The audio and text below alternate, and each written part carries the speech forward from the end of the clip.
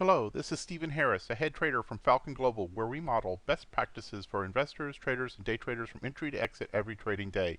In this daily video, I provide my opinion and insights of current market trends, market timing, volatility, and hedge risk levels for the upcoming day for the key U.S. financial markets. It is 5:08 a.m. Central Time, and I'm recording this in preparation for the market day of December the 16th, 2015. Full disclaimers are at the end of the video, but be aware that this is for educational purposes only, and only you are responsible for the investing or trading decisions that you make. So let's go ahead and dive in. Take a look at our morning report. Action last night was fairly positive, and the S&P futures are up at the time of this cut almost 13 points, or about 2/3%. Russell futures are up about 1/3%. NASDAQ futures are up about 2/3%, as are the Dow futures. Crude oil down about 0.8%. Euro is essentially scratch. Bonds are just down marginally. Gold is up about 1/4%. Overseas action is all positive. China's up about 0.16%, so just marginally, but Hong Kong up about 2%. Japan up 2.6%. Germany, the most important market to give a profile for what we likely will do in the open, is up about 1/3%. United Kingdom is up about 0.8%. In terms of macroeconomic reports for today, of course, the big one is the release of the Fed rate announcement, and as a result, you'll likely see, if this is typical, traders will be waiting for the FOMC announcement and likely will drift higher in the morning, then have an extreme volatility after the announcement, and it could both rip up, down, up. It could go the other way. I mean, it's when these announcements come out, you have the headline number, then you have the digestion of the reading of everything, and then you have people then starting to take real positions, and then sometimes a trend move will start. But before that trend move starts, you might literally go in both directions. So you won't really probably know for a little bit. But based on current market positioning, the best guess is they will raise rates, the stocks will rally into the close, and then will sell off in the days following. But always hard to tell on these things, but that's probably as good a guess as any. In terms of other macroeconomic reports for today, you do have building permits, housing starts, capacity utilization rate, industrial production, you have crude oil inventories, and that should be enough for today. So expect today to be driven by the macroeconomic report. In terms of current volatility, obviously yesterday, big bullish day. That helped ebb down the volatility some. Short-term VIX down to a 23.0. You see Scoop continues to remain elevated, pretending the higher probabilities of a multi-standard deviation move. So always keep that in mind. IV percentiles, though, still relatively low. 34 on the S&P, 30 on the Russell, 29 on the NASDAQ, and 36 on the Dow. No standard deviation moves were put in for the S&P, the NASDAQ, and the Dow, though the Russell did have a standard deviation move yesterday. Also of note with the Russell is it behaved totally differently than the others yesterday, in that while it did have a bullish reversal yesterday, it doesn't quite look the same as the others. And remember, it's been weaker going in, and you see with the SPX, we've had the reversal the first day and then follow through yesterday with big confirmation body. Did wick off, or the bears did take it off the highs of the day, so not as strong as it could be. And it's also, did not close above this candle here.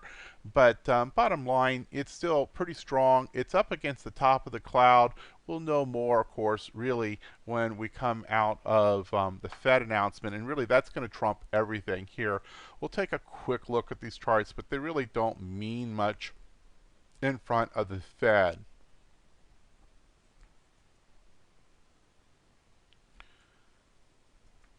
Volatility, of course, has gotten crushed in the last 2.5 days.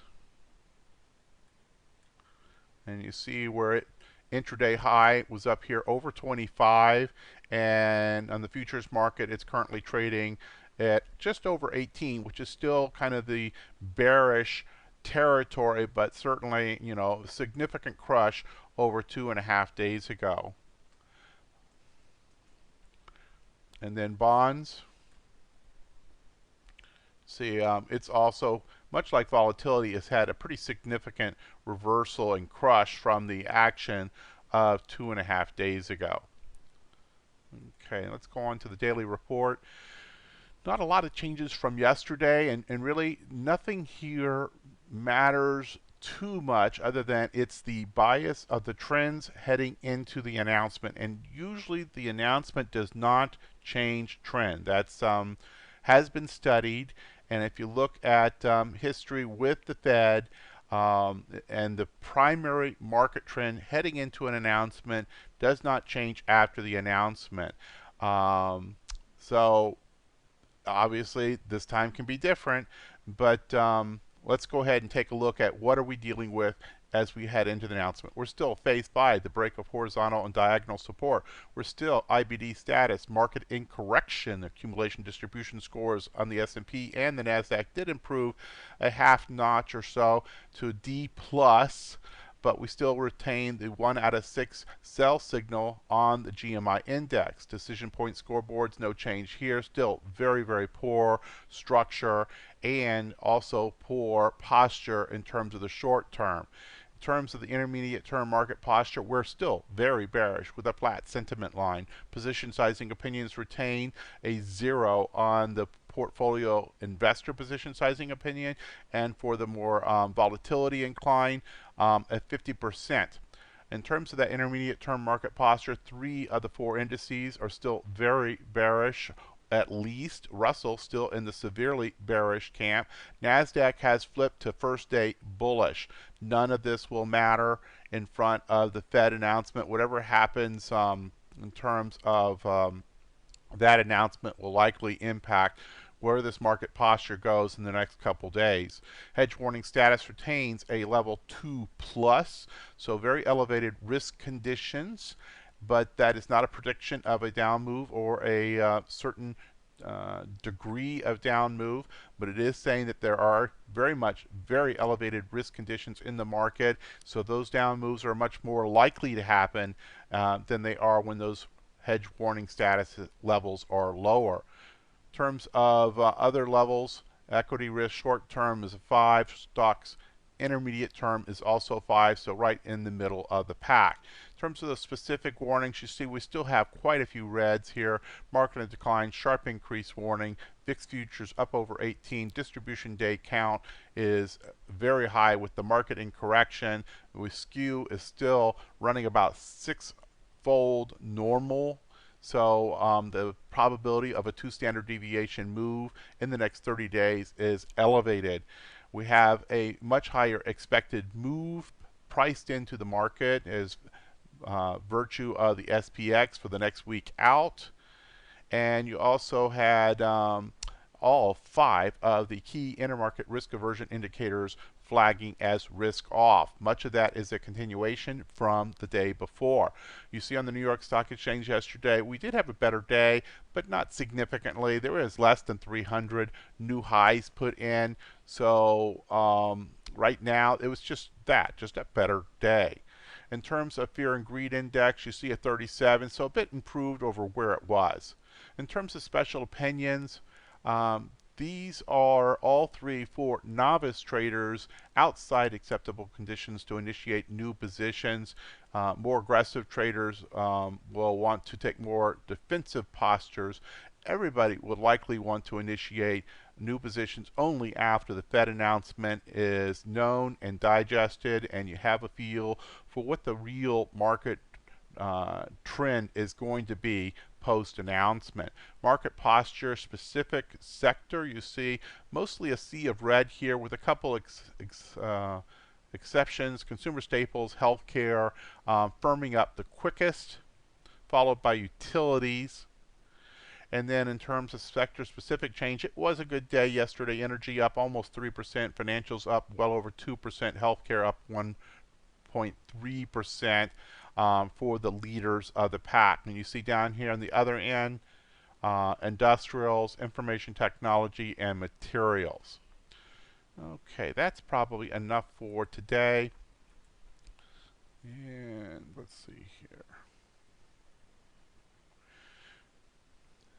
Let's go ahead and hit the disclaimers today.